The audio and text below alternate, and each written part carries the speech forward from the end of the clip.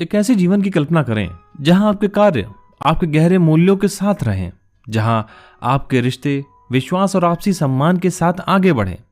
The 7 habits of highly effective people में Stephen कोवे सफलता के लिए 2 मिनट की मैगी जैसी किसी क्विक टेक्निक का प्रयोग नहीं करते, बल्कि परमानेंट सेल्फ डेवलपमेंट की तरफ ध्यान देते हैं। इस बुक के ऑथर कोवे का दृष्टिकोण सिर्फ ट्रेंडी रणनीति पर नहीं, बल्कि पुराने सिद्धांतों पर आधारित है।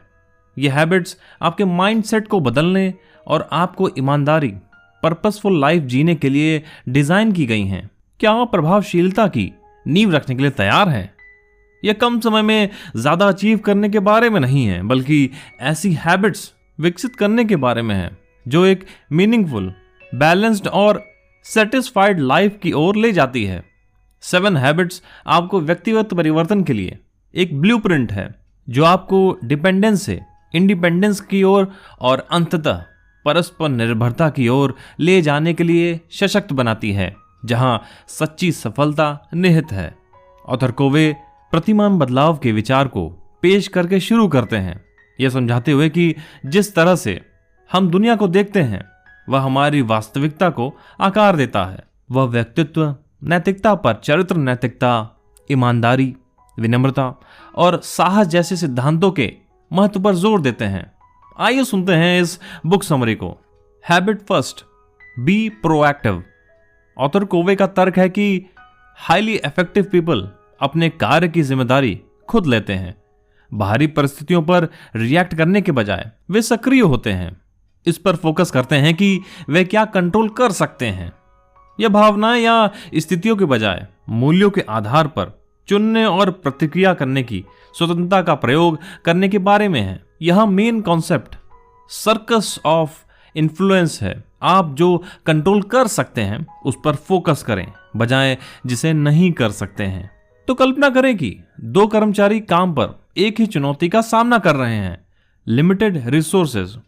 एक व्यक्ति शिकायत कर सकता है और अपने बॉस को दोष दे सकता है, जबकि एक प्रोएक्टिव व्यक्ति उन बाधाओं के भीतर काम करने के क्रिएटिव तरीके खोजेगा जो वह कंट्रोल कर सकता है, उस पर ध्यान केंद्रित करेगा।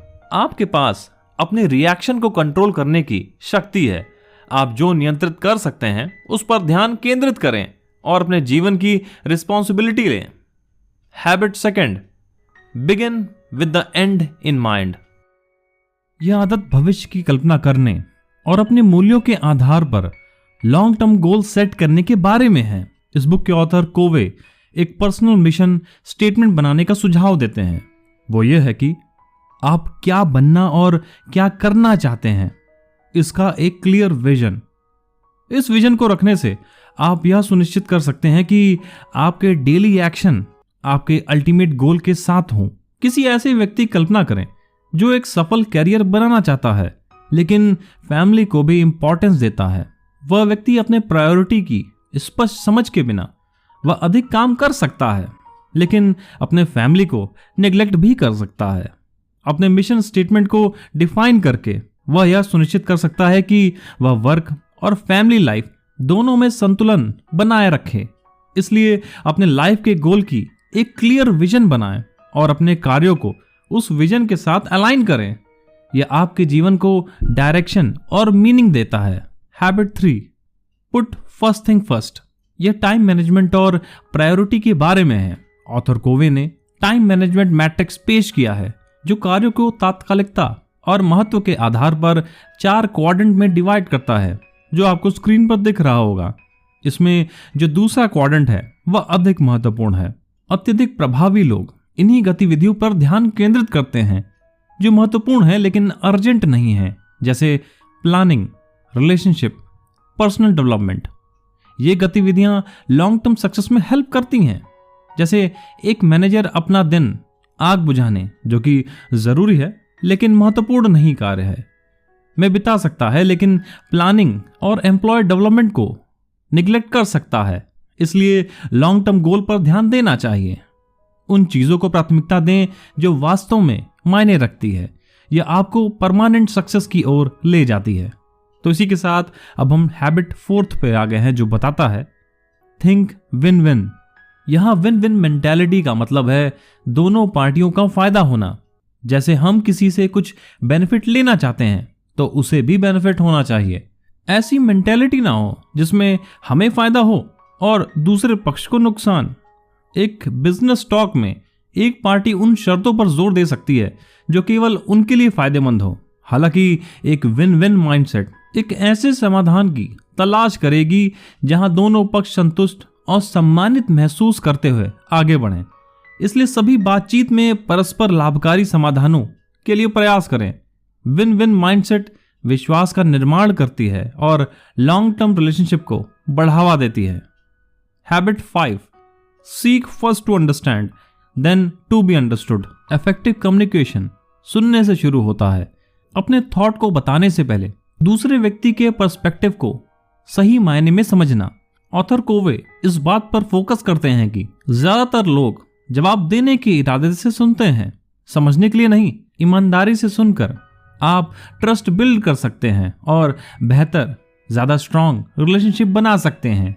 जैसे ये आपके साथ भी हुआ होगा कि जब कोई अपनी बीमारी बताता है तो उसे पूरा सुनने से पहले ही हम खुद अपनी किसी बीमारी के बारे में बताने लगते हैं कि हम तो आपसे भी ज्यादा परेशान हैं, और उसकी बात कट जाती है। वह एक उम्मीद से हमें अपनी बात बता रहा था कि शायद ये कुछ समाधान कर सकेंगे, जबकि हुआ कुछ उल्टा।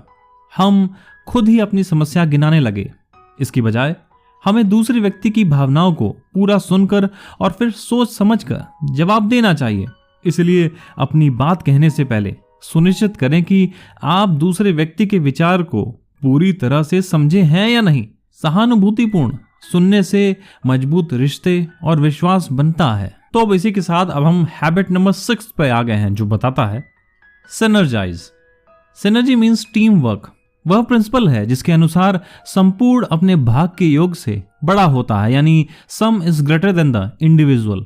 ऑथर को वे बताते हैं कि मतभेदों को इंपॉर्टेंस देकर और मिलकर काम करके टीम अकेले काम करने वाले एम्प्लॉय की तुलना में बेहतर समाधान बना सकती है। ऐसा करने से हमें एक प्रॉब्लम को सॉल्व करने के बहुत सारे सॉल्यूशन मिल जाएंगे।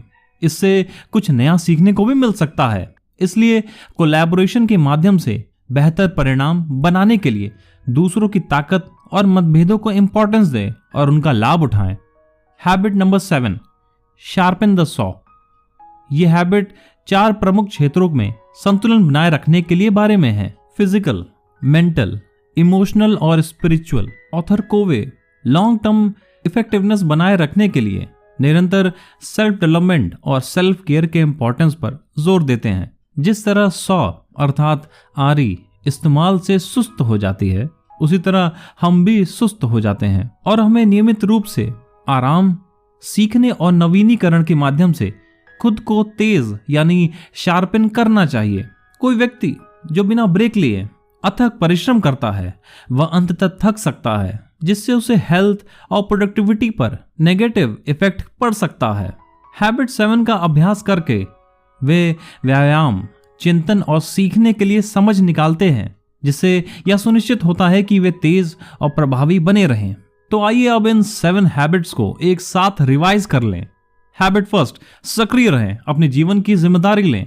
हैबिट 2, अंत को ध्यान में रखते हुए शुरुआत करें, अपने वैल्यूज और गोल्स का क्लियर विजन रखें। हैबिट 3, पहली चीजों को प्राथमिकता दें, जो वास्तव में मायने रखें, उसी पर ध्यान केंद्रित करें। हैबिट 4, विन विन के बारे में सोचें, अपने फायदे के साथ साथ अपने सामने वाले का भी फायदा सोचें। हैबिट 5, पहले समझने की कोशिश करें, प्रतिक्रिया देने से पहले पूरा सुनें। हैबिट 6, अलग अलग काम करने की बजाय एक साथ किसी टास्क को करें। हैबिट 7, निरंतर सेल्फ डेवलपमेंट करते रहें, नई चीजें सीखते रहें। ये थी book summary the 7 habits of highly effective people की। मैं आशा करता हूं कि ये इस बुक समरी से आपको जरूर लाभ होगा और आप इसे सुन के अपने जीवन में चरितार्थ करके जरूर आगे बढ़ सकते हैं। और ऐसे ही और ऑडियो बुक समरी को सुनने के लिए सब्सक्राइब करें। सुनते रहे, सुनाते रहें। Story in box.